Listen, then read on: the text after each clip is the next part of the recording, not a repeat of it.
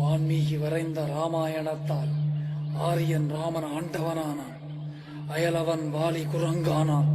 என் முப்பாட்டன் ராவணன் அரக்கனானான். ஆரியத்திற்கு நான் ராவணன்.